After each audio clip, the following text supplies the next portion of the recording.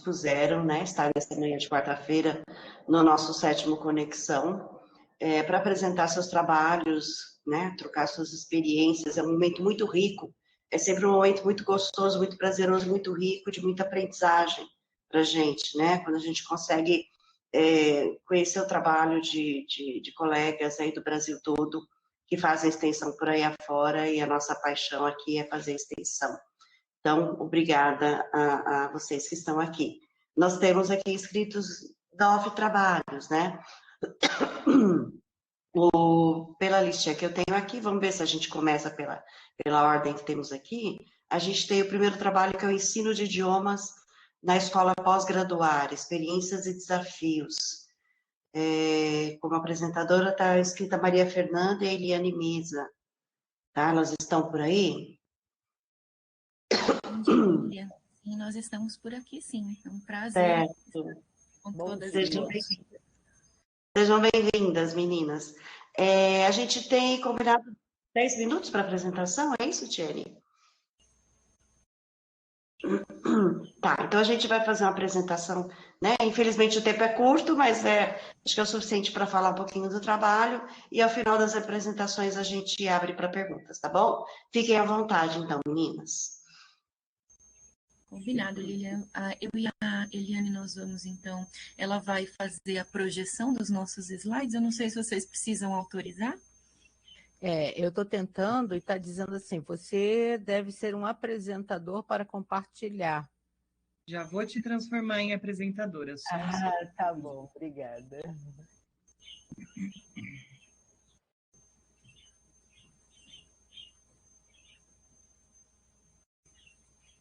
Agora deve dar.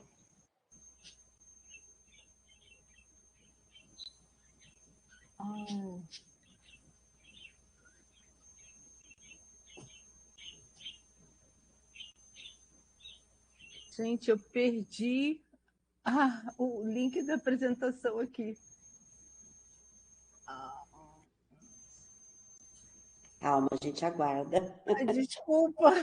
Imagina, faz parte, faz parte. Então, deixa eu... Eu consegui aqui. Conseguiu? Eu consegui aqui. Se quiser me transformar em apresentadora, eu projeto. Achei. O meu marido desinstalou meu Word, porque ele deu pane, eu não estava conseguindo no PPT. Desculpa, gente. Gente, eu também tenho ele aqui na manga, então, caso vocês prefiram que eu apresente, também podemos fazer desse jeito, tá? Da forma como for melhor, Tiene. Se quiser me transformar em apresentadora, eu já mando ver aqui, ou se você achar que é mais fácil por aí. Não, pode ser você, porque aí você tem melhor controle, né? Caso não desce tá só. Pronto.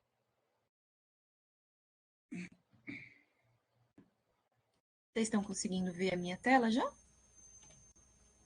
Ainda não. Ainda não.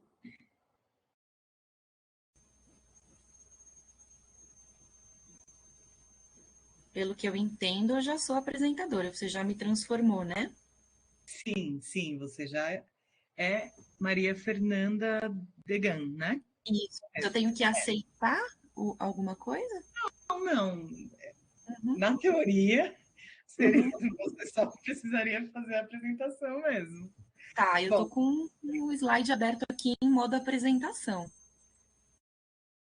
Você compartilhou direitinho? Tá aparecendo para você como compartilhado?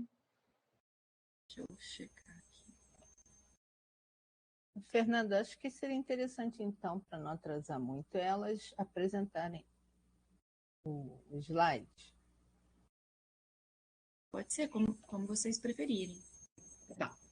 Deixa eu só me colocar agora como apresentadora. E aí, só peço que você fale o momento de trocar de slide, que às vezes a gente acha que já foi, não foi. Combinado. Então, deixa eu apresentar aqui.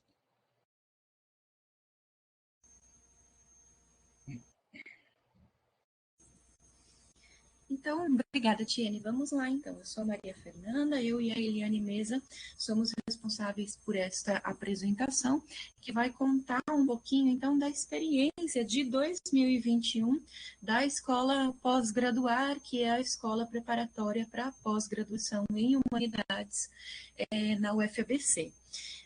A nossa linha temática é Educação, o título de nosso trabalho é Ensino de Idiomas na Escola Pós-Graduar, Experiências e Desafios. Nós duas somos vinculadas à UFABC como discentes. Pode passar, Tiene, por gentileza. E a justificativa, então, para a apresentação do nosso trabalho é o fato de que a Escola Pós-Graduar entrou agora no seu 3º ano de existência. A gente está abrindo as portas da nossa 3ª edição por uma coincidência. Nessa semana, agora, a gente está começando os trabalhos da 3ª edição e a gente considerou que seria interessante trazer aqui para o Congresso, porque a gente tem já acumulado um certo aprendizado que veio das edições anteriores e que nos parecem relevantes, então, para a nossa continuidade, para o nosso aperfeiçoamento enquanto projeto de educação. Então, o que é a pós-graduar? É a escola preparatória para o ingresso em programas de pós-graduação estrito sensu de humanidades.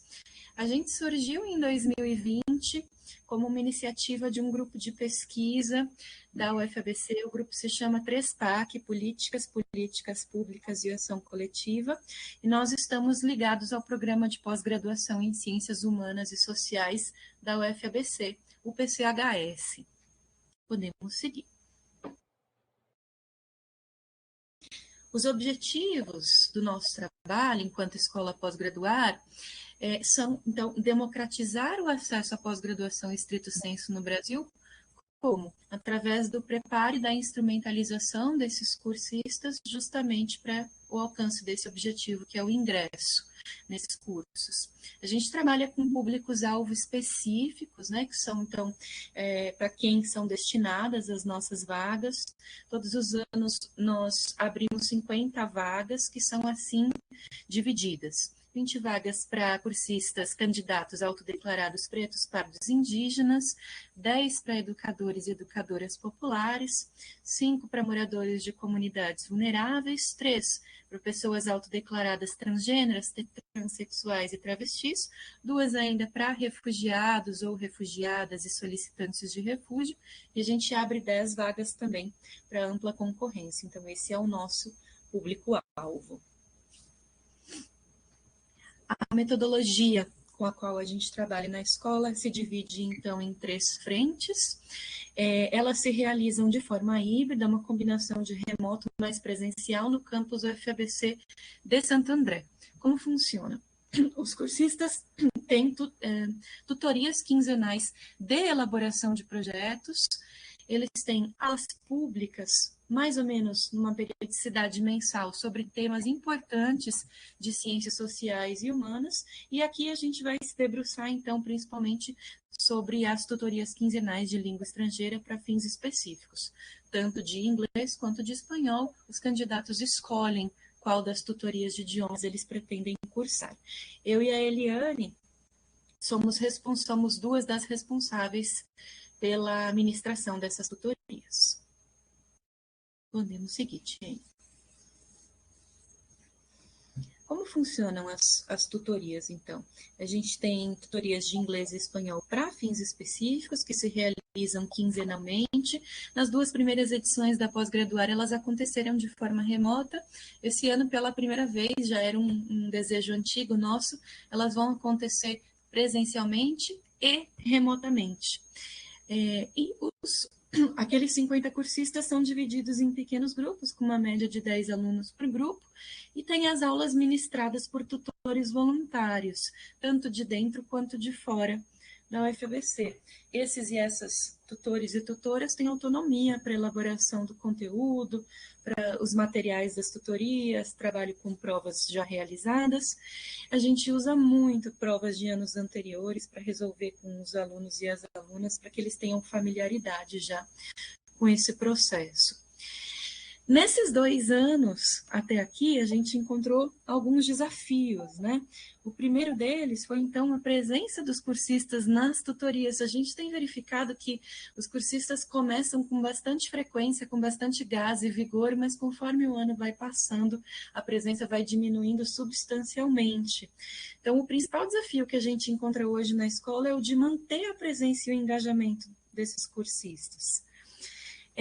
Tem também uma premissa com a qual a maior parte dos cursistas já começam as tutorias, que é a de um medo e um desânimo muito grande em relação às línguas estrangeiras, advindas de experiências que eles já tiveram com a língua, experiências frustrantes até mesmo dentro das escolas de educação básica. Então, eles já vêm com muito medo e com muito desânimo, né?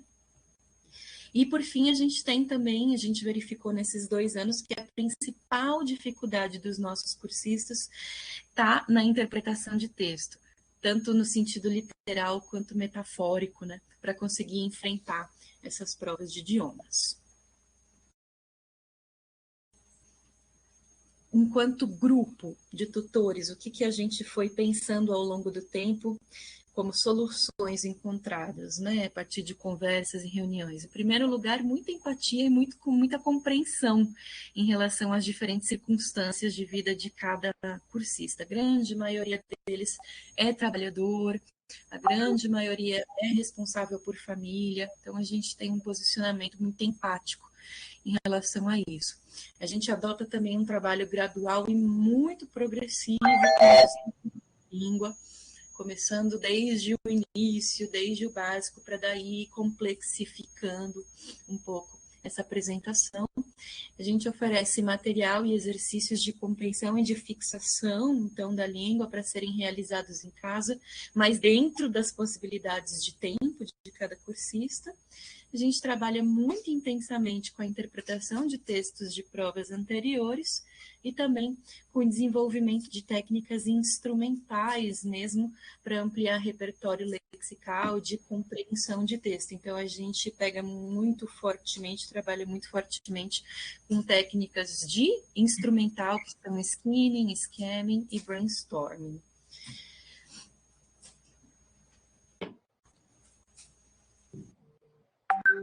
E, por fim, quero contar para vocês que na nossa edição de 2020 nós tivemos 9 aprovados nos processos seletivos estrito sensu, não só da UFABC, mas de outras universidades também. E no ano passado nós tivemos, então, 5 aprovados. A gente entende aprovado como aquele que passou pelas 2 fases, a prova de conhecimentos gerais e a prova de idiomas.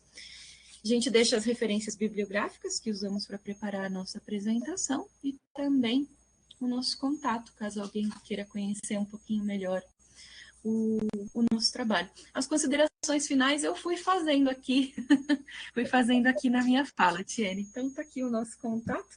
Prazer ter estado com todas e todos. Prazer foi nosso. Muito obrigada por compartilhar essa experiência tão bacana de um projeto que vem crescendo, né, ao longo dos anos e tomado um corpo, tomado um vulto, assim, bem importante. E é muito importante para a universidade, para quem deseja, e é importante, né, lute para entrar na universidade, nos programas de pós-graduação. A gente tem até aqui um depoimento da Mariana, ó, aqui no chat, dizendo que participou do pós-graduar, tem um carinho enorme pelo projeto. Parabéns. Bom, vamos lá. Oi? Só um aviso antes, é porque o pessoal aí do pós-graduar falou que tinha que sair cedo, então deixa eu avisar já. Para obtenção de certificado, é necessário preencher um formulário de lista de presença. Eu vou deixar o link aqui para quem tiver que sair já poder preencher, porque mesmo as pessoas que apresentaram precisam preencher, tá bom? Então, estou deixando o link aqui para todo mundo. Ó, só avisar que eu, Eliane, eu vou ficar até o final, tá? Qualquer coisa, tá qualquer ótimo. dúvida, tá bom? Tá ótimo, Eliane. Então, tá bom. Bom, a segunda apresentação que nós temos hoje também é sobre ensino de línguas, né? No caso aí, o ensino de português como língua de acolhimento para as pessoas em situação de refúgio, a contribuição da extensão universitária na Universidade Federal do ABC. Os apresentadores estão aí? Eu estou aqui, Mariana. Oi, Mariana. Então, vamos lá, Mariana. O espaço é seu. Bom dia. Queria parabenizar novamente aí as colegas do grupo anterior, né, do pós-graduar. E fico feliz de apresentar junto aqui dois projetos, né, muito incríveis da UFABC. Então, vamos lá. Eu acho que eu preciso me tornar apresentadora para compartilhar meus slides. Acho que eu já te tornei. O Sim. Paulo estava com a mão levantada, Paulo. A gente vai deixar as discussões para o final de todas as apresentações, tá bom? Eu já estou compartilhando aqui, vocês conseguem ver? Conseguimos ver, mas não em formato de apresentação. Agora sim. Agora sim. Então, tá bom. Posso começar, então, a apresentar? Bom, eu não estou mais vendo vocês, então eu estou só com a apresentação mesmo. Vou começar qualquer coisa, só me falarem aqui para eu ouvir pelo microfone. Bom, então, esse trabalho foi feito, né, em conjunto aí com o meu orientador do doutorado. Eu faço doutorado na UFBC, no PCHS, né, que a Eliana e a Maria Fernanda já comentaram, o programa de pós-graduação em Ciências Humanas e Sociais, e eu estudo justamente essa questão do ensino de português como língua de acolhimento para pessoas em situação de refúgio. Então, no trabalho de hoje, a gente buscou refletir um pouquinho sobre a contribuição da extensão universitária em um dos projetos, né, que ocorrem aí na UFABC. O contexto é justamente a questão do refúgio, né? Então, nós temos aí dados de que, pelo menos até o final de 2020, nós tínhamos mais de 82 milhões de pessoas que foram forçadas a deixar suas casas, né, por diversos motivos. Esse número já foi até atualizado até o final de 2021 para mais de 89 milhões, e a gente acredita que, com certeza, esse número aumentou, né, do final de 2021 até o momento presente, até por conta da situação da guerra na Ucrânia, e, enfim. E aí a gente reflete que um dos principais desafios, né, que essas pessoas enfrentam quando chegam em um novo país é justamente a questão da língua, né? A comunicação, ela é primordial para que essa pessoa em situação de refúgio, né, vamos usar um termo um pouco mais guarda-chuva, a comunicação, ela é primordial para que ela sobreviva, né, no primeiro momento, e depois se consiga, né, se integrar a essa nova morada, né, essa nova sociedade onde ela se encontra. Então, nós observamos que aqui no Brasil, os cursos de português, né, a língua majoritária aqui do país, eles são ofertados, em sua maioria, por organizações da sociedade civil, como, por exemplo, Instituto Ados, Caritas, Missão Paz, Espaço Bitita, enfim, só para citar alguns que são mais conhecidos aqui na região de São Paulo, e também por universidades, né, que tentam aí, de alguma forma, minimizar esses obstáculos de integração que esses migrantes têm. Então, esses projetos de extensão universitária, a gente acredita que eles acabam correspondendo ao compromisso social que as universidades têm, né? Que a gente tem a tríade, né? Ensino, pesquisa e extensão, e por meio da extensão, esses projetos constroem, né? Conseguem construir relações entre a instituição de ensino e a sociedade. Então, quando os alunos, né, da universidade conseguem colocar em prática aquilo que eles veem na sala de aula, essas ações, nós acreditamos que elas têm um potencial, né, de transformar o entorno, né, servindo aí como uma ponte, né, entre a universidade e os diversos setores da sociedade.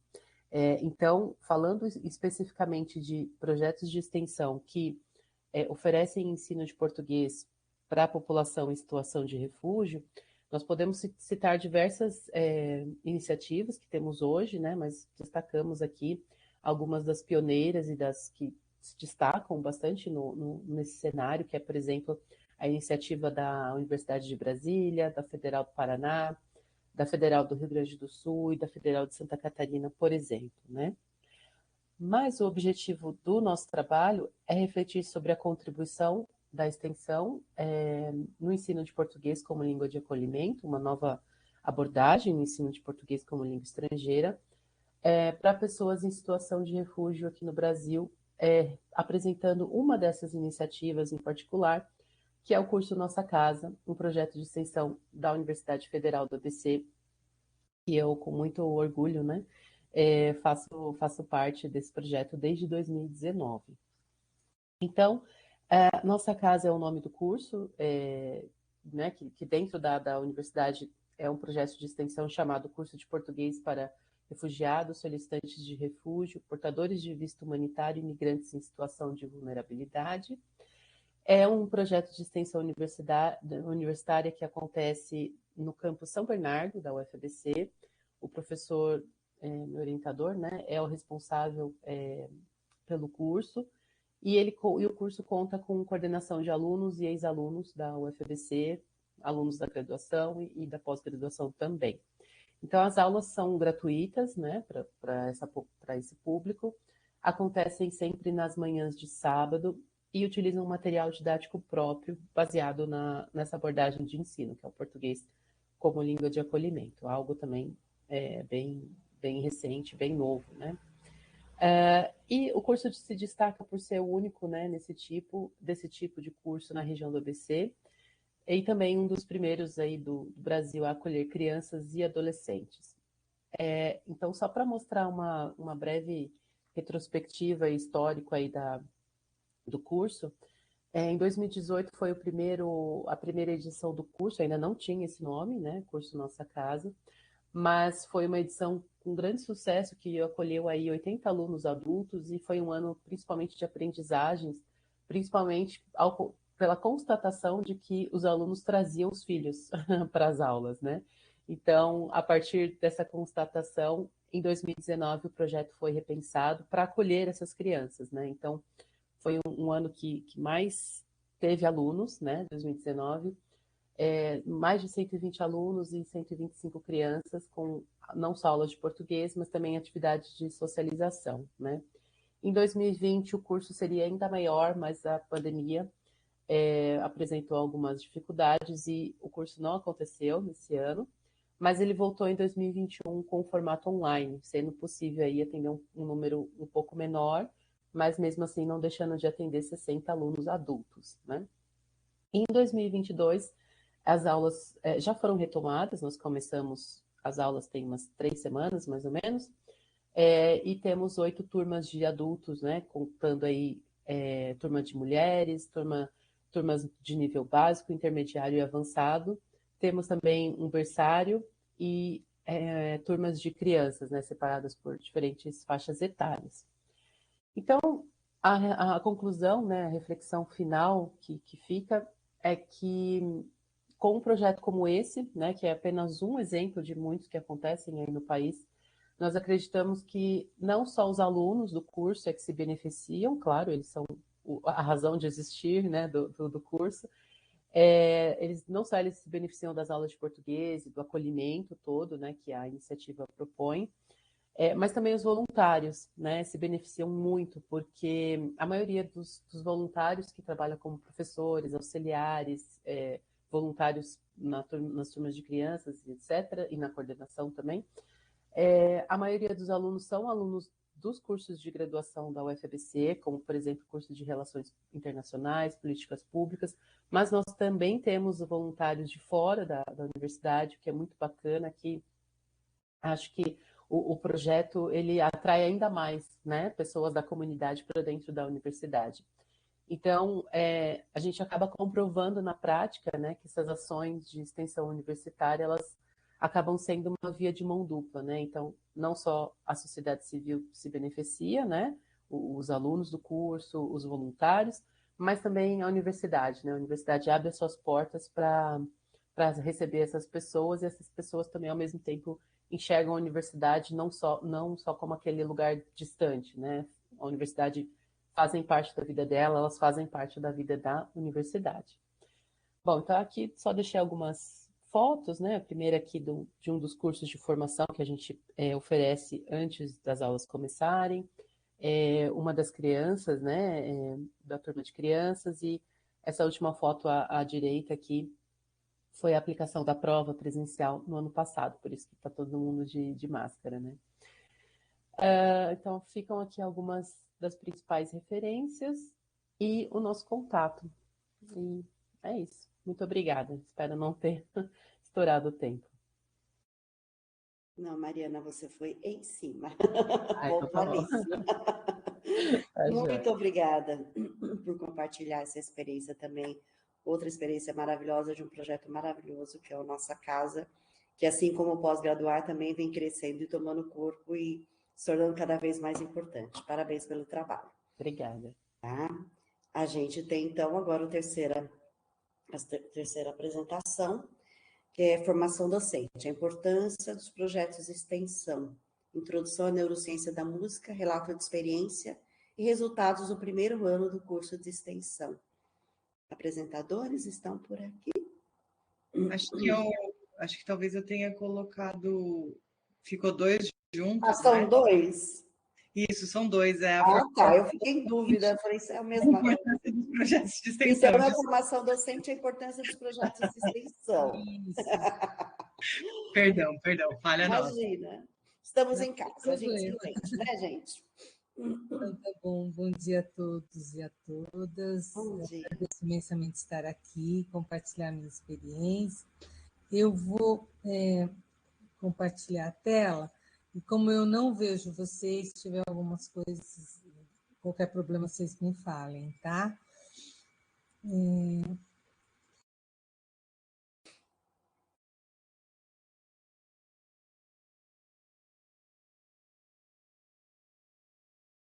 Peraí, só um minutinho, por favor.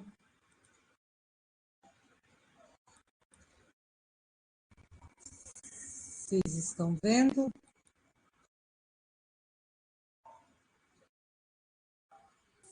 Sim, mas ainda não está em modo de apresentação. Mas... Não estão vendo? Não, estamos vendo, só não está em modo de apresentação, mas também não impede que a gente consiga acompanhar. Assim.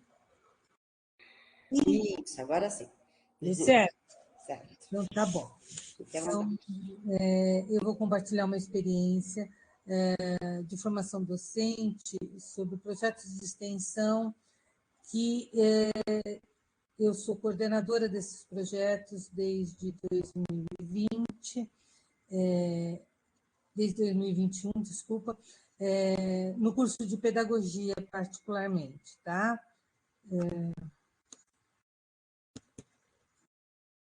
Esses projetos de extensão foram implantados na universidade a partir do momento em que houve uma série de mudanças nos cursos de formação de licenciatura e bacharelados, incluindo as ações curriculares de extensão, o ASEX. E a Fundação decidiu implantar o ASEX como uma disciplina no qual ela inicia-se exatamente quando começa a pandemia no mundo. Então, nós tivemos de nos adaptarmos tanto ao processo de pandemia como a um processo de implantação do projeto em todos os cursos de licenciatura. O objetivo geral dessa disciplina é promover atividades que contribuam para a formação cidadã e profissional do aluno, considerando a tríade pesquisa, ensino e extensão como atividades indissociáveis. Como objetivos específicos, buscou-se sempre identificar, analisar e propor formas de intervenções a partir da vivência no território, relacionando teoria e prática. Vivenciar processos de pesquisa a partir do diagnóstico do território e como intervir nesse território. Lembrando sempre que a visão de território dentro do campo sociológico não é apenas um espaço físico, geográfico, mas ele é um espaço cultural, social, político. E dentro do curso de pedagogia, particularmente, nós já vimos fazendo um trabalho de extensão com a comunidade mais próxima da Fundação Santo André, que é o núcleo de Sacadura Cabral, desde 2011. Esse projeto, então, cresceu com essa atividade de extensão do ASSEX. A metodologia proposta, em função do período que estávamos vivendo de pandemia, ela se deu muito no sistema remoto, mesmo os questionários, a aplicação de questionário foram feitos todos pelo Google Forms, em grande parte os alunos não puderam ter contato com os participantes dos projetos, e as pesquisas em geral teve muito mais cunho bibliográfico. Atualmente, a pesquisa continua os projetos num cunho qualitativo, quantitativo e também bibliográfico. Qual foi o público-alvo nosso durante esses anos, esses 2 anos de aplicação do ASSEX, e que vem continuando um aprofundamento? Foram idosos, crianças e adultos, tanto de escolas particulares como públicas, como pessoas da comunidade de forma geral. Os temas relacionados, nós tivemos, esse ano particularmente, nós estamos com um número menor de projetos, porque ele é um aprofundamento, então esse ano, no curso de pedagogia, particularmente, são 10 projetos, mas chegamos a ter 25 projetos em 2020 e 19 projetos em 2021. Eles são de temas diversos, relacionados à leitura, contação de histórias, jogos, brincadeiras, a questão de memórias dos idosos, deficiência, educação ambiental, educação sexual, as questões relacionadas ao lixo, reciclável, a questão da relação família, escola, e atualmente também estamos avaliando um pouco as questões de como foi esse período de pandemia para as crianças, que impactos isso trouxe para as crianças, em especial no desenvolvimento motor e no desenvolvimento social das crianças. Todos os projetos são articulados com os Objetivos de Desenvolvimento Sustentável e estão ligados à proposta da Unesco.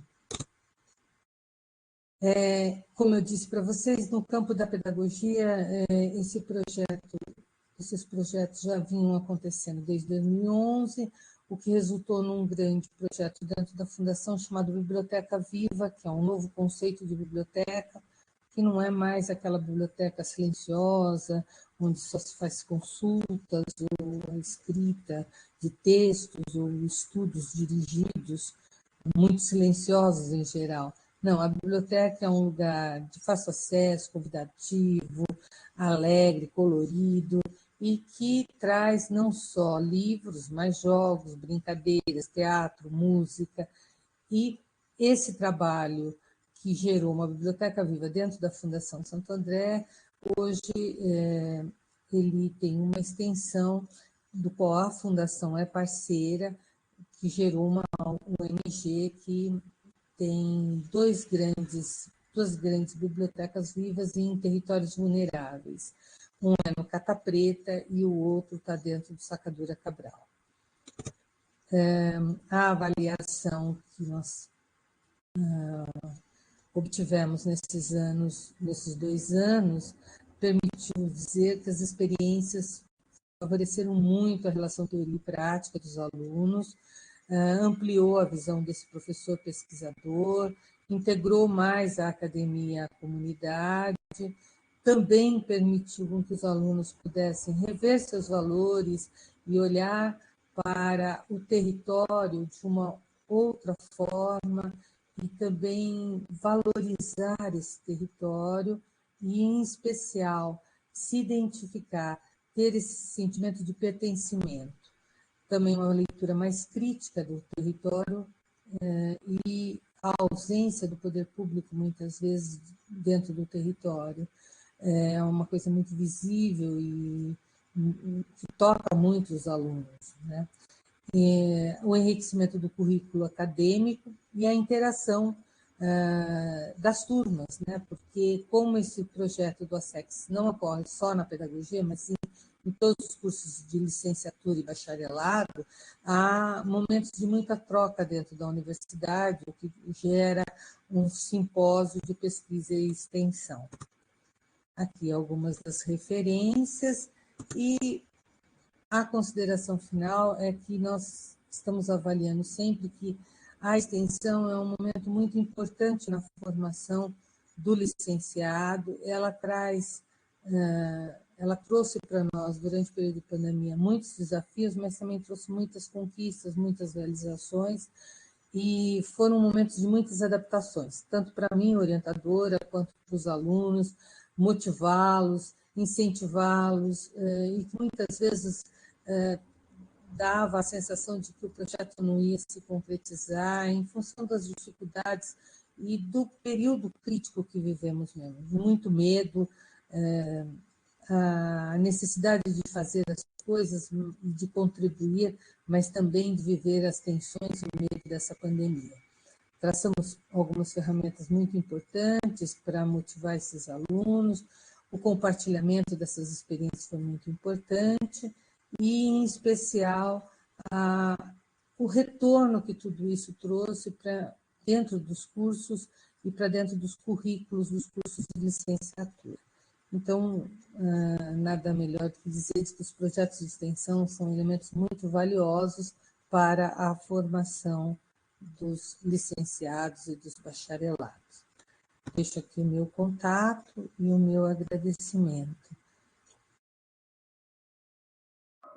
Nós que agradecemos, professora Marli, bom demais ter a Fundação Santo André aqui com a gente nesse evento, e esse compartilhamento de uma experiência tão rica que prova aí a importância da curricularização da extensão, né, e da extensão para a formação dos né, universitários, especialmente a formação de docentes. Muito obrigada.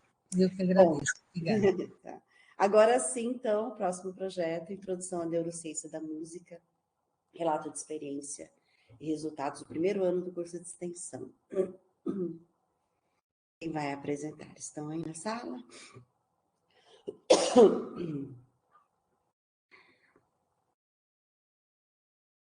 eu ver aqui. Matheus está aí? Matheus Pedroso Jerônimo, que está aqui escalado para apresentação. Acho que ele não está, né, Tiene? Oi lá. Oi, Matheus, está sim, claro. Meu computador ele ficou certinho durante todas as apresentações. Na hora que eu tive Chega que na dar minha sua... presença, ele travou. Desculpa, gente. É assim mesmo. Eu fiquei uns 15 minutos hoje brigando com o meu para conseguir entrar nessa sala. Quando a gente mais precisa, eles resolvem dizer, vou dar um tempo. Mas fique à vontade, Matheus, está assim. Tá bom. Eu vou compartilhar, então, aqui a minha tela. Antes disso, vou me apresentar. Então, meu nome é Matheus, eu sou discente de graduação aqui na FABC, sou do bacharelado em Ciência e Tecnologia e do curso de graduação em Neurociência, e sou bolsista da PROEC dentro desse projeto, né, que eu vou apresentar para vocês, que é um curso de extensão, né, de introdução à neurociência da música. Então, a gente vai falar de dois temas, neurociência e música, e a própria questão do ensino.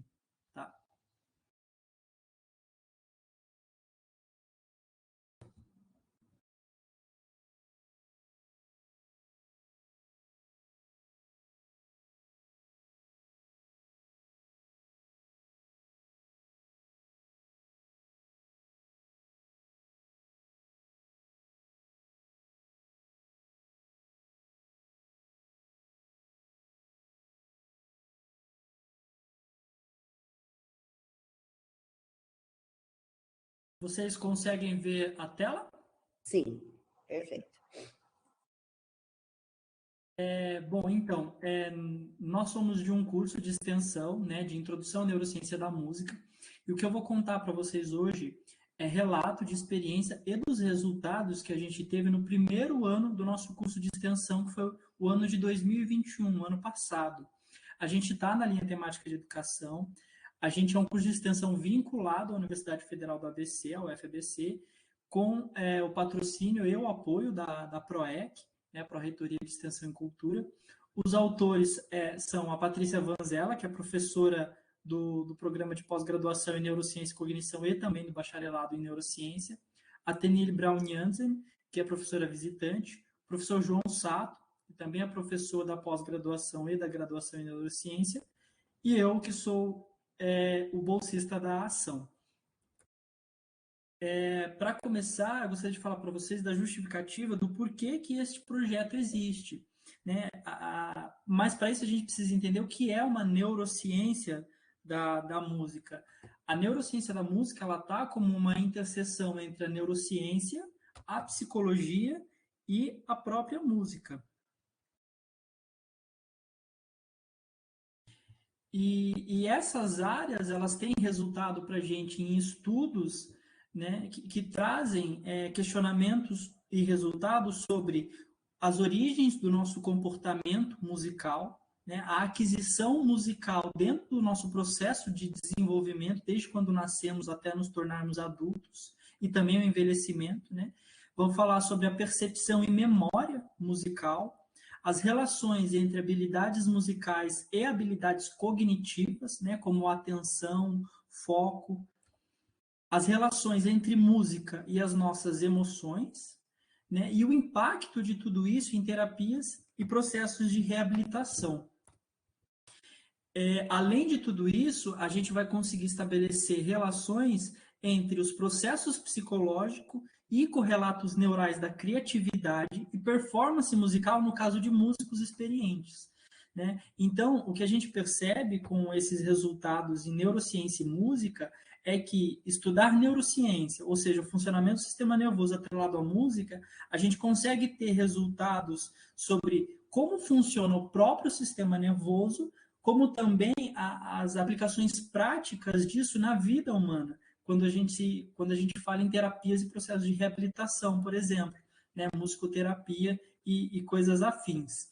E quais são os nossos objetivos, então, atrelado a isso? É criar um curso de extensão, né, que vai apresentar conceitos básicos de neurociência e música, com um foco em fazer pesquisa empírica nessa área, para que esses candidatos, esses participantes possam explorar, compreender, refletir, discutir e também estimular o interesse deles para pesquisar cada vez mais sobre esse tema, contribuir para a formação contínua deles, né, a partir de estudos sobre artigos científicos que tratam desse tema, né, tudo isso para a gente poder, então, estudar como que o ser humano ele percebe, ele compreende, ele memoriza, imagina, produz e reage emocionalmente à música. Ok, e como que a gente se propôs a fazer tudo isso? Criando, então, um curso de extensão totalmente online, né, dividido em 4 módulos. Cada módulo tem 3 semanas, totalizando 12 semanas cada. No primeiro módulo, a gente vai abordar uma breve introdução à neurociência da música, né, e também falar sobre as principais ferramentas de pesquisas ligadas à neurociência e música.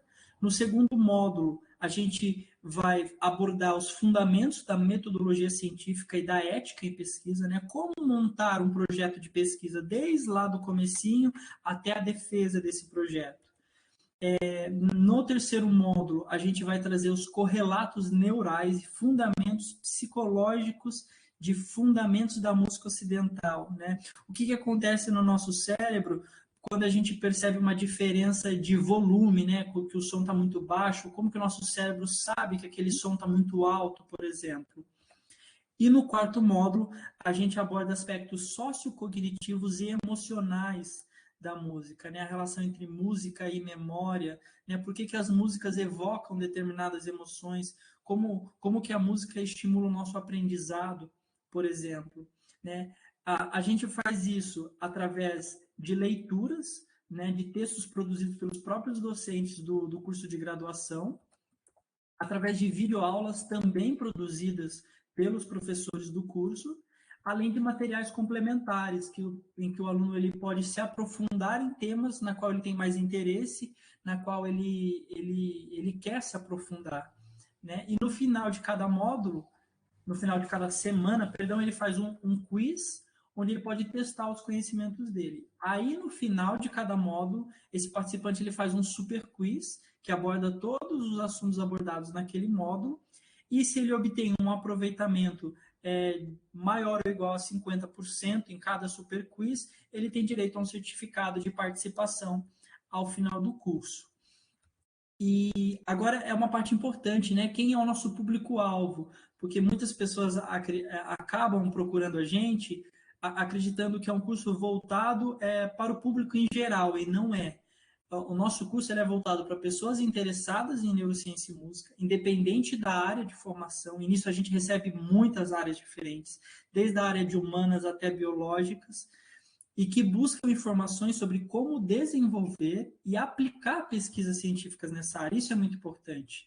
Então, esse curso ele é voltado para aquela comunidade, para aquele grupo de pessoas que tem interesse em fazer pesquisa em neurociência da música, mas não encontra caminhos, não encontra oportunidades nesse momento. A gente vive num momento histórico onde esse campo ele é extremamente novo, e a gente não tem ainda conteúdo em língua portuguesa, por exemplo, nesse tipo de pesquisa, né? Então, a gente quer ser um curso de extensão que possa ser um caminho para essas pessoas que têm esse interesse poder começar. E a gente vai ver os resultados daqui a pouco. Os nossos pré-requisitos: ter disponibilidade de 5 horas de dedicação semanal ao curso, ter conhecimentos básicos, pelo menos em teoria musical, conhecimento de inglês para leitura, preferencialmente em nível avançado, e interesse em desenvolver pesquisa ou aprofundar-se no campo de pesquisa da neurociência cognitiva da música. O terceiro pré-requisito é muito questionado para a gente, né? Por que eu devo saber inglês para fazer este curso? Assim, a gente gostaria muito que esse curso fosse aberto para pessoas que não sabem inglês, por exemplo. Mas a própria neurociência ela é muito recente, a neurociência da música é mais recente ainda, então toda a propriedade intelectual que a gente tem sobre esse assunto acaba sendo de artigos em língua estrangeira, né? Então a pessoa que quer compreender essa área, ela acaba tendo que ir lá na fonte em língua inglesa. Por isso, nesse momento, né, a gente procura participantes que já tenham essa compreensão preferencialmente em leitura, em inglês, para que, quem sabe, no futuro a gente possa contribuir para a formação, ou melhor, hoje contribuir para a formação de pessoas, para que no futuro seja produzido material em língua portuguesa sobre esse assunto. As atividades que a gente realizou ao longo do curso. Aqui a gente está vendo um dos tipos de atividades que a gente chama de webinar, né, que eram encontros ao vivo que a gente fazia. Nós fizemos 4 encontros ao vivo ao longo do curso, e cada um era um tema, né? Nesses encontros ao vivo a gente podia falar sobre metodologia científica e entender como funcionam as ferramentas em neurociência. Os participantes eles podiam acompanhar projetos de pesquisas que estavam acontecendo na UFABC e também outros projetos de extensão relacionados a esse tema, e também poder tirar dúvidas, né, com os docentes, com outros especialistas sobre esse assunto, né? Teve uma atividade que foi a simulação de uma coleta de dados, né, de pesquisa ali com os alunos, para eles entenderem como se faz uma coleta de dados em pesquisa. Aqui eu coloquei para vocês o print, eu vou até dar um zoom aqui, que foi um dia em que o professor João Ricardo Sato, que está aqui, ele da casa dele, a gente estava no auge da pandemia, né? Aí da casa dele, ele mostrou para os alunos como funciona uma touca de eletroencefalografia, né? Então ele colocou aqui na cabeça dele, explicou todo o processamento eletrônico, né? E ao vivo ele estava transmitindo na tela do computador dele os sinais neurais dele, né? Então aqui muitos alunos tiveram pela primeira vez o contato de como funciona esse tipo de equipamento, né? E o que a gente tem é que os alunos que ingressam na pós-graduação às vezes não têm contato com isso, principalmente se eles vieram da graduação em música, né? Eles não fazem noção de como funcionam essas coisas. Foi um dia bem legal. Os nossos resultados resultados. A gente teve 2 ofertas ao longo de 2021, né? A primeira oferta a gente teve 158 inscritos para 50 inscrições que a gente podia ofertar. Desses 158 inscritos, a gente aprovou, então, 50 inscrições que correspondiam aos pré-requisitos. Desses 50 que começaram o curso, 33 chegaram até o final, cumprindo todas as avaliações e receberam certificados. Na segunda oferta, a gente teve 125 inscritos, conseguimos aprovar 51 inscrições e no final tivemos 33 certificados ao longo do curso. A gente tem uma procura muito grande para esse curso. Para esse ano de 2022, não é o foco desse trabalho, a gente tem uma procura maior ainda e a intenção é cada vez mais aumentar o número de vagas. Uma coisa muito interessante, aqui eu tenho um mapa, né, do nosso país, e as regiões coloridas é a origem dos participantes do curso. Então, a gente tem participantes lá do Acre, por exemplo, a gente tem participantes do norte do país, do sul, do nordeste, né? Neste ano de 2022, a gente teve um participante, até ele é brasileiro, mas está fora do país. Então, esse é o sentido assim, literal da extensão, né? Estender o acesso à produção acadêmica, né? Então, tem gente do Brasil todo participando desse curso, tem gente do Brasil todo, né, conhecendo o que acontece na UFABC em termos de extensão, em termos de neurociência e música. Aqui um pouco das nossas referências, as nossas principais, né, as 3 principais referências bibliográficas, né? E as considerações finais, aqui eu coloquei para vocês um pouco da página nossa no curso, que ele é realizado no Moodle, né, com textos que foram produzidos, todo o material foi produzido integralmente por por docentes, né, da graduação e pós-graduação em neurociência, ou seja, é uma produção intelectual exclusiva da UFABC, né, de conteúdos que não existem ainda em língua portuguesa sobre isso. E o que a gente tem visto, né, principalmente em eventos, congressos sobre neurociência e música, é que tem aumentado cada vez mais a procura por esse assunto, por profissionais, né, mas que não encontram os caminhos de como começar a fazer pesquisa nessa área. E esse é o objetivo do nosso projeto, é para isso que a gente existe, é para isso que a gente existe, né, para começar a fornecer justamente esse primeiro caminho para ele. A Patrícia Vanzella, a Tenille Braunjansen, que são hoje grandes pesquisadores nessa área, elas não tiveram essas oportunidades quando elas começaram há 10 anos atrás, por exemplo. Né? E hoje elas estão tentando oferecer essas oportunidades para os acadêmicos.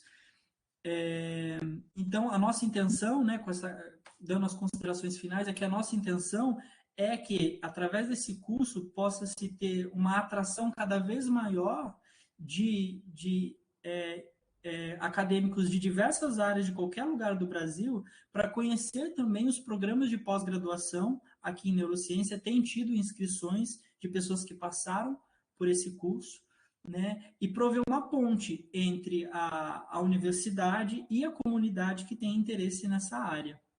Aqui os nossos contatos, né, o e-mail do nosso curso, cursoextensão.neuromúsica, e também os outros tipos de contato. Tem uma página na internet, o e-mail do Neuromúsica, a gente tem página no Facebook, no Instagram e no YouTube também. Muito obrigado, gente. Obrigada, Matheus, por compartilhar essa experiência. Um projeto bem ligado às ações de pesquisa, né? Bem interessante. Bom, vamos seguindo, então. Temos agora, então, o trabalho que é Atitudes de Professores, participantes de curso de extensão em relação ao ensino de probabilidade nos anos iniciais do ensino fundamental. Olá. Olá, professor. Tudo bom? Tudo bem. Fique à vontade, prazer tê-lo aqui conosco. Obrigado. Eu só não tenho aqui disponível aquele sinalzinho para poder baixar o... Professor Ailton, segundo dia seguido, né? Exato. Ontem eu levantei a bola, né, Tiene? Agora eu vou bater, vou contar sobre esse trabalho. Deixa eu aqui baixar, então.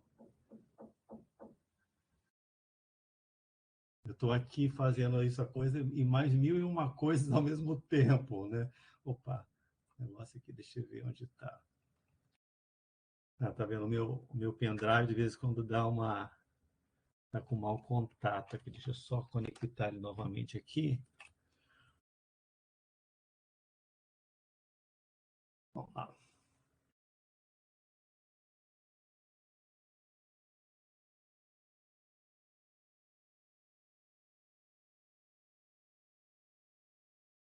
Um tempinho de silêncio. Um pouquinho de suspense. É. Eu tenho dado, a gente deu aula, muito momento de aula remota, né? Então, esses silêncios às vezes são tão ruins, né? Todo mundo concorda plenamente, né, Tine? Os meninos não abrem a câmera, então você fica ali sabendo, falando só para a tela, você sozinho, né? Pelo menos agora eu estou vendo 3 rostinhos aí. Então, vamos lá, gente.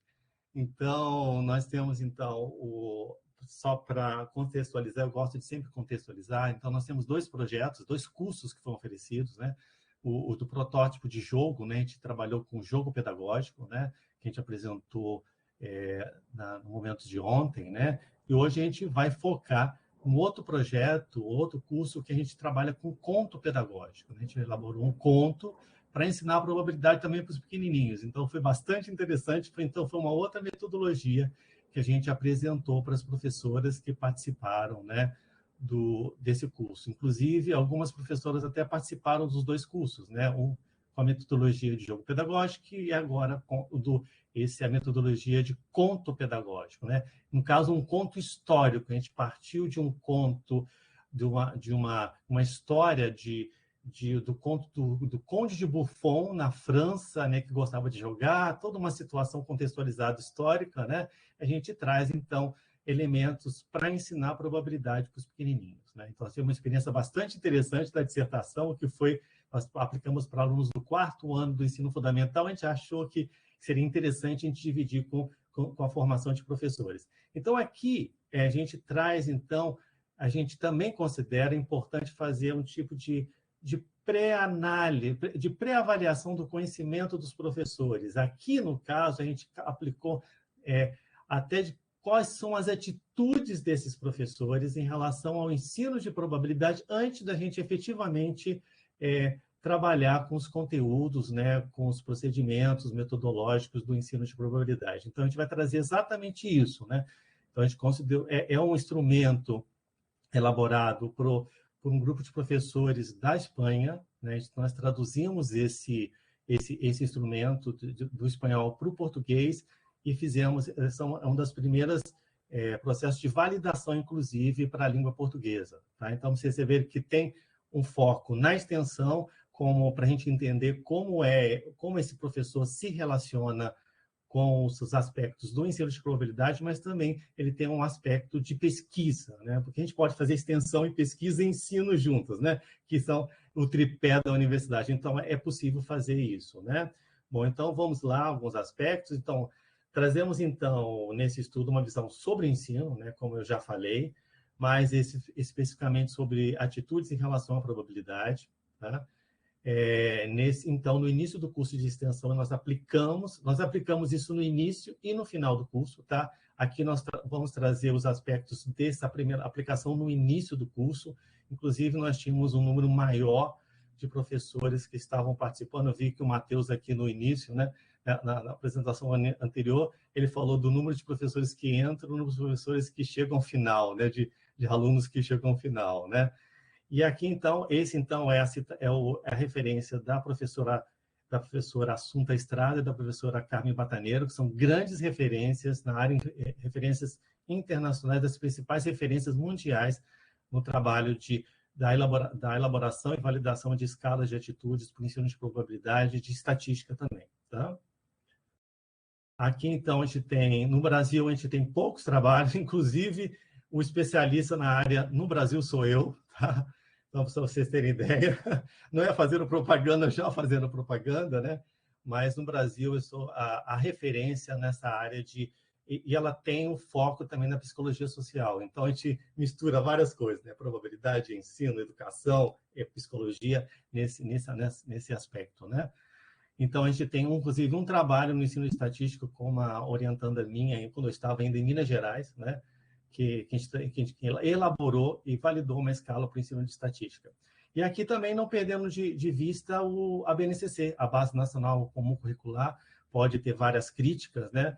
Mas aqui a gente, é dito na BNCC destaca-se a importância de avaliar atitudes de alunos e professores. Então, a própria BNCC indica esse aspecto, ou seja, ela é convergente para aquilo que a gente está trabalhando aqui também, e a proposta, dos aspectos de avaliação do nosso curso de extensão. Então, o objetivo, aqui eu acabei aproveitando os dois, né? Os dois projetos, aqui acabou sendo, eu acabei replicando aqui, tá? Então, a metodologia aplicamos, então, uma escala de atitudes em relação à probabilidade. Ela tem 7 aspectos, tá?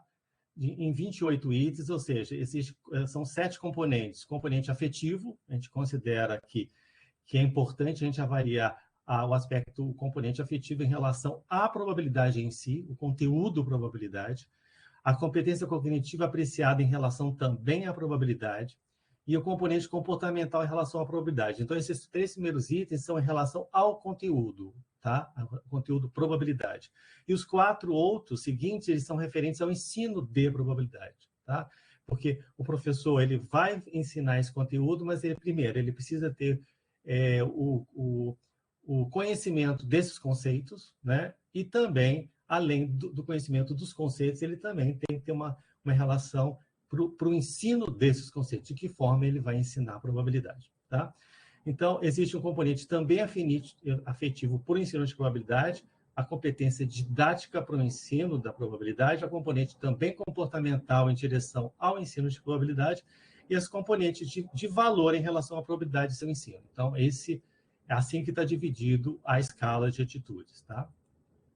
Então, aqui a gente tem, não sei se dá para ver direito, ver se eu aumento um pouco, não vai dar para aumentar aqui.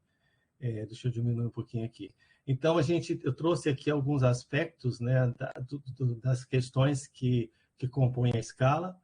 Aqui a gente destacou, por exemplo, um aspecto aqui que é em relação ao aspecto da afetividade em relação à probabilidade, o conteúdo em si, né? Ou seja, a pergunta é: eu me sinto intimidado por dados probabilísticos. Olha que a pergunta que a gente fez. Será que o professor se sente intimidado? Ou seja, esses professores se sentem intimidados, né?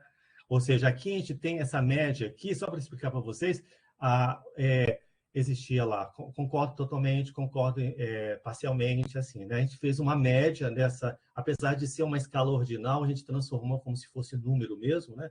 Esse valor 2,48, ou seja, ele está abaixo do 2,5, que seria o valor ali intermediário, né? Dessa relação talvez mais positiva, ou seja, indica uma relação mais negativa em relação a essa intimidade com dados probabilísticos. Então, a gente buscou trabalhar, então, com essa intimidação que os professores têm em relação a trabalhar com os dados probabilísticos, né? Um outro aspecto negativo que a gente percebeu, né? Ou seja, agora em relação à afetividade, em relação ao ensino de probabilidade, né? Como professor, acho que vou me sentir confortável ensinando probabilidade. Então, os professores, talvez, eles se sentem não tão confortáveis, o que pode ter provocado esses professores a buscar o curso de extensão, né? Então, vocês percebem que, apesar de ser bastante numéricas as análises, né, a gente consegue trazer elementos bastante interessantes e que nos provocam a criar estratégias, né? Apesar de a gente ter um planejamento inicial de como ministrar esses conteúdos, a gente considera que esses aspectos também são importantes para a gente criar estratégias no decorrer do curso de extensão, né? Aqui também a gente tem um aspecto comportamental em relação à probabilidade, ou seja, eu nunca usei probabilidade fora da matemática. Então, é um aspecto, ou seja, a probabilidade é uma ciência própria, apesar dela ter, né, um contato diretamente com os elementos matemáticos, mas ela não é matemática. O que também pode induzir a essa questão é que na educação básica, né, a probabilidade e a estatística, aqui eu posso até ampliar para a estatística, ela é um dos módulos, né, uma das unidades temáticas, vamos usar o termo que a BNCC utiliza, né, as unidades temáticas da matemática, né, do ensino de matemática na educação básica. Então, isso pode ter induzido esses professores a ter uma relação mais negativa em relação a uma atitude menos positiva em relação a esse aspecto. E temos, assim, aspectos bastante positivos, que eu acho que é interessante em relação ao ensino de probabilidade, aqui ainda em relação ao aspecto comportamental, ou seja, probabilidade deve ser ensinada nos primeiros níveis de ensino. Eu só vou ensinar probabilidade se eu tiver tempo depois de outros tópicos, ou seja, aqui, né, indica a preocupação desses professores de ter que ensinar probabilidade, né? Lembrando que o conteúdo probabilístico na nova BNCC, ele deve ser ensinado desde o primeiro ano do ensino fundamental. Tá? Então, olha a importância que isso existe, né? Lá no primeiro ano do ensino fundamental, o professor tem que ensinar a noção de acaso. Eu posso até perguntar para a Lília e para a Tiene, será que a Lília e a Tiene sabem o que é a noção de acaso? Olha, tá vendo, Tiene? Parece uma coisa muito simples, mas não é nada simples. Não é. E eu fui professora dos anos iniciais, viu? Exato. Eu estou me vendo aqui na sua pesquisa. Exato. Então, eu estou aqui trazendo elementos e a professora considera que é importante, né?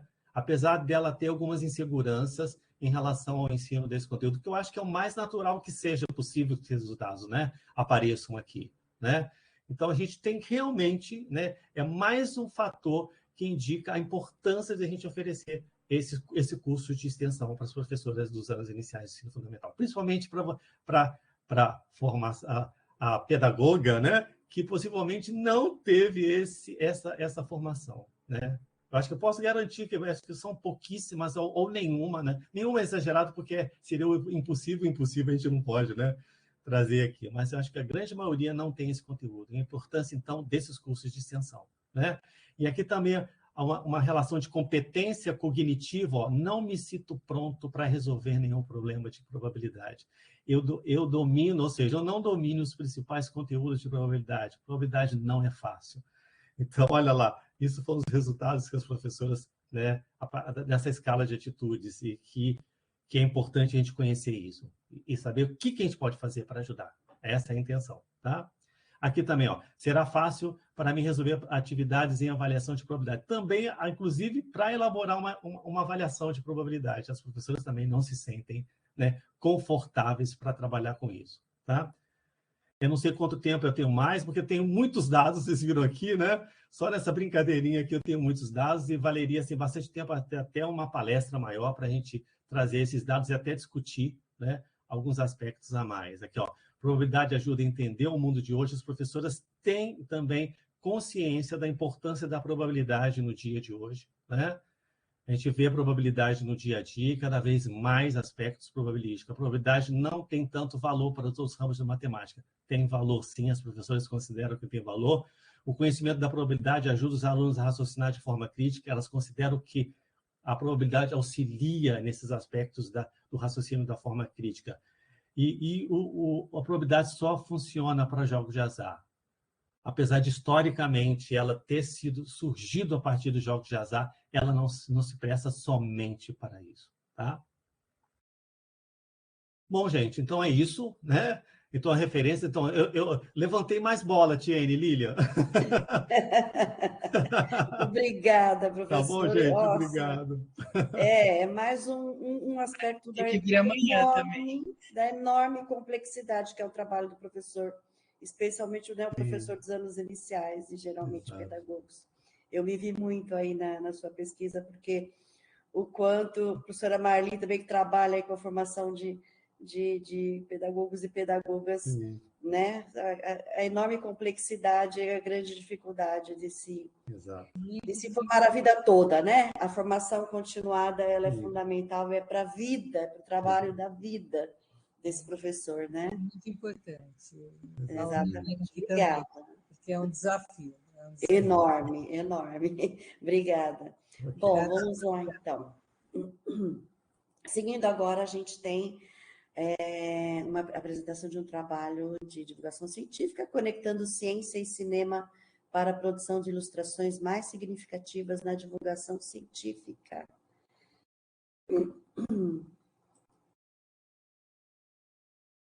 Nayara está indicada aqui como apresentadora. Nayara está por aqui?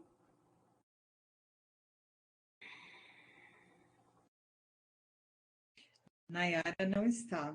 Não está? Anteriormente, eu já tinha verificado se tinha alguém desse trabalho e não tinha. Acho que também não chegou agora. Não chegou? Bom, acredito que não. Então vamos seguir, né? Se de repente eles conseguirem entrar até o final desse encontro. Vamos lá. Então, temos aqui o próximo trabalho, a curricularização da extensão no curso de bacharelado de Ciências Biológicas da Unicentro Paraná, experiência de atividades extensionistas em disciplinas. Bom dia a todos oficialmente agora, né? Bom dia. Tudo Seja bem? Bem-vindo. É uma satisfação aí estar participando do evento de vocês e apresentar o trabalho, que é a nossa experiência que a gente está tendo aqui. Só vou pedir para vocês me autorizarem a compartilhar. Uhum. E até eu tinha tido um problema inicialmente, que eu tentei fazer login pelo CAF, né? E ele não dava certo. Então, eu mandei um e-mail para eles, não estou conseguindo entrar. Eu disse assim, vou tentar entrar por outro navegador e sem fazer login. Aí deu certo, entendeu? Que bom. Importante é aquela coisa que a prof falou, sempre dá tudo certo, mas quando é a vez da gente, tem que dar algum probleminha. Né? Exato. Ok, ele já está aparecendo para me compartilhar aqui. Vou compartilhar a minha tela. Então, já está aparecendo para vocês? Sim. Sim, está tudo certinho. À vontade, professor. Então, tá, muito obrigado. Então, primeiro vou me apresentar, eu sou o professor Paulo Roberto da Silva, sou da Universidade Estadual do Centro-Oeste, em Guarapuava, Paraná, né, uma das cidades mais frias do Brasil. Né? Eu odeio frio, mas tudo bem, faz parte. E eu vou apresentar para vocês a curricularização da extensão no curso de bacharelado em Ciências Biológicas da Unicentro, Paraná, a experiência de atividade extensionista em disciplinas. Então, só um pouquinho que deu um probleminha aqui. Ok. Então, nós, devido à resolução número 7, de 18 de dezembro de 2018 do MEC, todos os cursos de graduação, eles têm que implantar pelo menos 10% da carga horária em atividades extensionistas. E esse prazo de implantação, inclusive na universidade está uma correria, vamos dizer assim, é dezembro de 2022. Então, até o final desse ano, todos os cursos têm que ter, para iniciar 2023, o ano pedagógico de 2023, né, tem que estar com esses 10% da carga horária implantada nos cursos. Na Unicentro, o nosso curso de Ciências Biológicas, ele foi o primeiro curso a implantar essas atividades de extensão na grade do curso. Nós temos dois cursos, né? Nós temos o bacharelado, que é integral, e licenciatura, que é noturno. Eu vou apresentar para vocês só a experiência do bacharelado. Uma coisa importante que eu esqueci de falar inicialmente, embora eu tenha sido o único autor desse trabalho, ele é feito a muitas mãos. E aí a gente colocar todos, eu conversei com um grupo, daí falou assim, não, prof, coloca só o seu, que é o coordenador do projeto. Mas são mais de 20 professores participando do projeto e todos os alunos do primeiro e segundo ano dos dois cursos. Né? Então, é uma quantidade gigantesca de gente. Coordenar tudo isso dá uma trabalheira danada. Então, o nosso curso de Ciências Biológicas, do bacharelado, ele tem 4 anos e as disciplinas são anuais. A carga horária do curso é de 3.200 horas, né?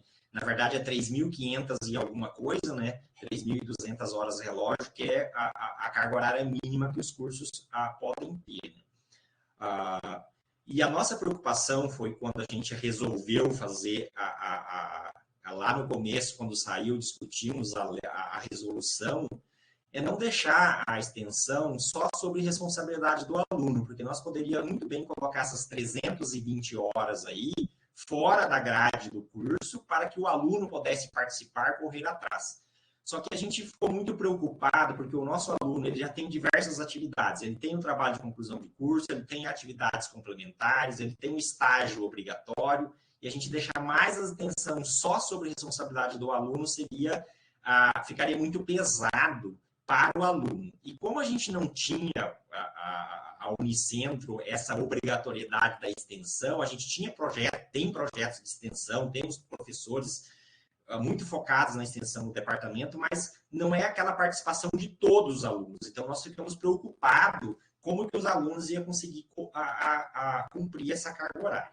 E aí, depois de inúmeras discussões, várias reuniões, leituras, procurar para ver quem já tinha feito, como já tinha feito, a gente estava muito preocupado também de como incorporar essa carga horária em disciplina sem cortar disciplina ou conteúdos, né? Porque a gente já fez o curso, teoricamente, com uma carga horária mínima exigida, né? Então, a gente resolveu implantar essa carga horária, a maioria dessas cargas horárias em disciplinas. Então, foram 257 horas em disciplinas e 100 horas em outras atividades. Aí, essas outras atividades, a gente tem uma regulamentação que fala no que o aluno pode cumprir essas horas em outras atividades. A divisão dessas cargas horárias, ela ficou na primeira série 54 horas, dentro de diversas disciplinas, né? Na segunda série, 100 horas, e na segunda série a gente colocou uma disciplina específica de extensão, que ela foi chamada de iniciação à extensão, na terceira série, 53 horas, e na quarta série, 50 horas. Todas as atividades extensionistas foram vinculadas a um projeto institucionalizado. Então, embora nós temos várias atividades em várias disciplinas diferentes, todas essas disciplinas têm que se conversar. Todas essas atividades em disciplinas diferentes têm que se conversar, que formou um projeto único, que é o projeto que eu coordeno. Eu me dispus a coordenar esse projeto, a escrever o projeto, institucionalizar o projeto, que isso é exigido na regulamentação.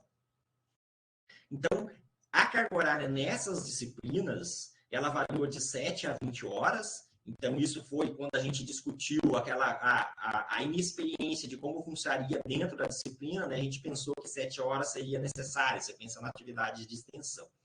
Depois eu vou comentar que isso foi um erro, mas essa é a função desse trabalho. Então, no ano pedagógico de 2021, eu vou estar falando o ano pedagógico, né? Porque a gente está totalmente desregulado. Por exemplo, a gente está começando o ano pedagógico de 2022 agora, aqui na Unicentro, devido à pandemia, né?